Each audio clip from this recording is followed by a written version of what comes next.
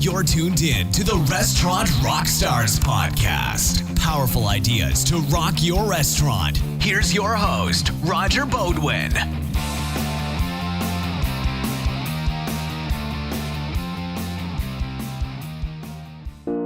Welcome back to the Restaurant Rockstars podcast, engaging topics to help restaurants rock their profits, build their brands, and that's going to be really important today, and deliver amazing guest service experiences.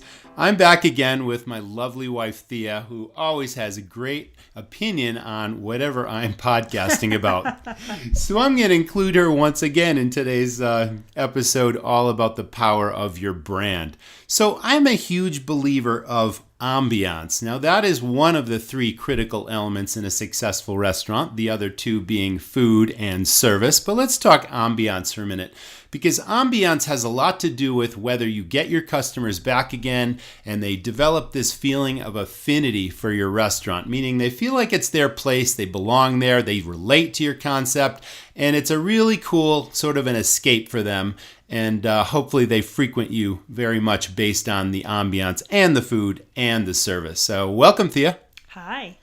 So, brands, let's talk about a national brand right now that just resonates with me because we really like this chain. It's called the Cheesecake Factory, and they're nationwide.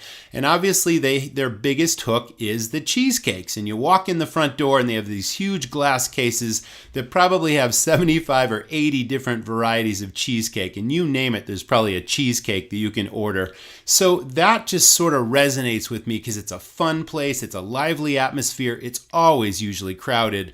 But the service is really great and the food is really great also. So they hit it just right off the head. Don't we enjoy going there? Yeah, the kids love it. The kids do love it. I mean, the servers treat our kids as well as they treat us, which is another important thing. Well, speaking of that, I remember asking a server once because their menu is enormous. It really is. I don't even know. I can't wrap my head around the number of items on the menu, right. And then how much what the kitchen must deal with in their inventory to support that sort of thing. Right. And the prep needs, and it just goes on and on. And the fact that the servers know that menu inside and out. When you go to a standard restaurant and the servers don't know, the menu, it's shocking to me when at the Cheesecake Factory, they do, and it's so extensive. So I remember asking a server once, how is it that you know the menu so well when it's so expansive? And she said it was a month. We have to literally study for a month before we're allowed to hit the floor. And then they hit the floor with a mentor. So much like you talk about in the Sales Star server training, but this brand actually, holds their thumb over it. They come in full time for a month just to learn the menu. That's serious training, and that's a serious commitment to training. And we're big believers in that as well. So there's zillions of restaurants out there, and different kinds of restaurants. There's mom and pops, and there's diners, and there's sports bars, and there's fast casual, and there's food trucks, and there's full serve sit down dining, and then there's 5-star white linen tablecloths and napkins and maitre d' type service and everything in between. But it really does come down to, are you just another restaurant, or are you really setting yourselves apart from the competition? And what are your hooks? And what kinds of things do you do to build your brand? And that takes us back to our old restaurant in Maine, the Matterhorn Ski Bar. And it was specifically branded to appeal to the customers that really sort of frequented the area. We were at a ski resort, so of course we had a ski resort theme. Everything was about, it was the history of the sport of skiing. It was a tribute to skiing. There was equipment. There were old skis from every decade and boots and bindings. How many pairs? There were 847 pairs of skis hanging throughout this restaurant. And you'd go into the bathrooms and there'd be skis, and they'd be underneath the bar top, and you name it. And that was a contest, a kids contest, right? And that this is a great really idea. Fun kids contest that kept the kids occupied. Kids often get bored waiting for their meal. Yes, it was awesome. And so there was I don't know if it was more than 1 year, you ran the contest. It took 2 years before someone hit the exact number. How many on the menu? It was how many skis or pairs of skis? I think how many skis? Individual skis. How many skis are there in this restaurant? And the kids would walk around like for hours trying to count and catch every single one. And 2 years later, someone actually hit it. Well, it's interesting because this particular promotion not only created excitement for the customers, but it brought them back again and again because their kids wanted to keep counting those skis. We had a fantastic prize. I forget what it was, but it's always about the hooks, and that was certainly one of our hooks. But it all goes back to the theme of the restaurant. And how many marketing promotions can you do around your theme to create excitement for the customer and to bring them back? Right. And you did après. Right? Après ski is as important as the skiing itself. When people come off the hill at the end of the day, they want to come in, have a beer, have some food, and just share the stories of the day and what happened. And it's all part of the lifestyle and all part of the experience. And, that is a hook in our restaurant. And that brings to mind a local place now, which I'm really sort of fond of, that we've been through numerous times. And it has a theme. This is an outdoor active community where we live now in Sun Valley, Idaho. And biking, mountain biking and road biking and all that sort of thing is a huge part of the culture and lifestyle here in Sun Valley. So there is a restaurant called the Powerhouse, and it is a total bike nerd geek heaven. It's nirvana for anyone who likes bikes or rides bikes. And you walk in the door and there are old vintage bikes hanging from the ceiling right up to present day. And the owner has this really amazing bicycle collection, half of which are displayed half the time. And they have tables, and underneath the tables, there's memorabilia from the Tour de France in the glass of the table itself. And here's the biggest hook, Thea. And I know I just told you about this because you probably wouldn't have recognized it had I not told you. But the bar itself is in the shape of a bicycle derailleur. If you know what that is, the derailleur on a bike is what changes the gears on a bicycle. And so it's this whole long bar, and then there's actually this big cog of gears at the end of the bar.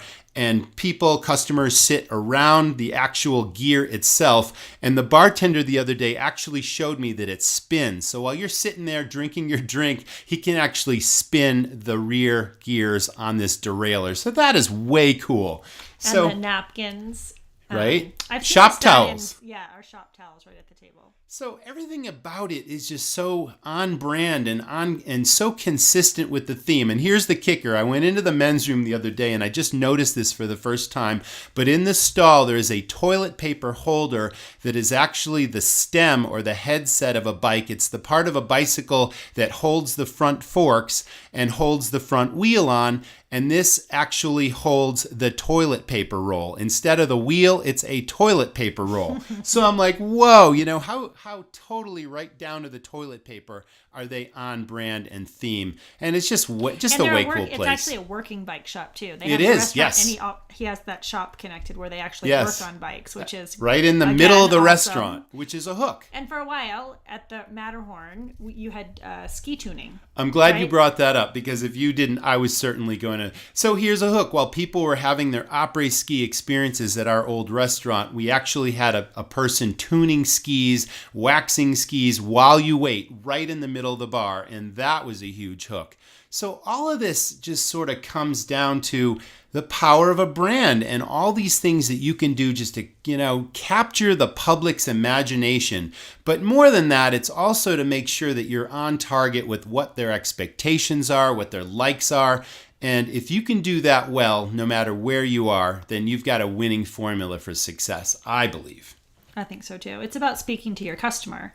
Obviously both of those places spoke to their customer. I think, we started with the Cheesecake Factory. That speaks to so many people. Their menu is so broad. Right. That something for there's everyone. Something for everybody. And they have the amazing cheesecakes and they have all the specialty drinks. I mean, it just feels festive. And then the servers and the wait staff and the host, it's just so dialed that it always makes for a family favorite.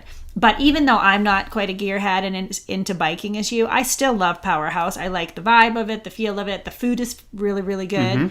I like their outdoor deck. So, it takes all of that. Extensive beer collection, craft beers, tons of beer. You name it. Whatever beer that you want to drink, you're probably going to find it there because, this place is also really dedicated to the food and the spirits. In addition, the beers, the spirits, and the wines in addition to the food. They do a great job all the way around. And service there is just, it's really personal. You come in and you can just tell that the people really care. They're not only attentive and personable, but they really want you to know what the place is all about. They make lots of recommendations on what you're going to enjoy, and I always appreciate that. And obviously there's training going on at the Powerhouse every day also, because this doesn't happen by accident.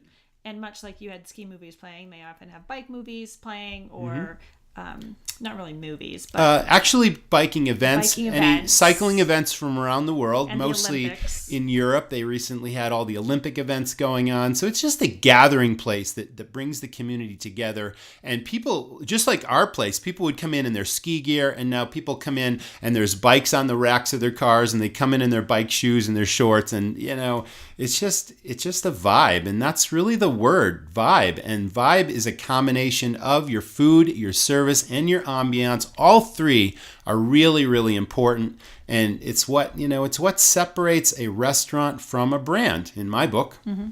Yeah. So you don't want to be a restaurant. You want to be a brand and a business. And you don't want to be a restaurant or a business owner. You want to be an entrepreneur, and that takes vision and innovation and staying ahead of the competition. And that's the difference.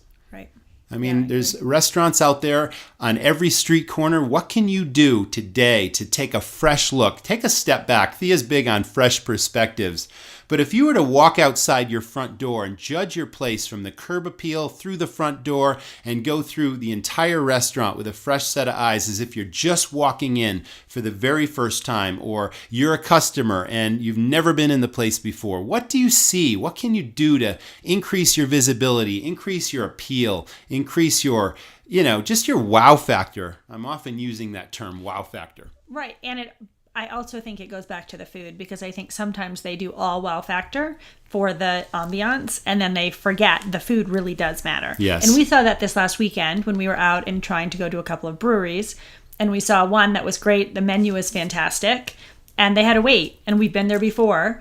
And then we went to buy another brewery that had like a couple of cars in the parking lot, and then other restaurants that had no cars in the parking lot. So, people like that brewery for the ambiance. It's warm. It has some exposed brick. It was just a really cool vibe.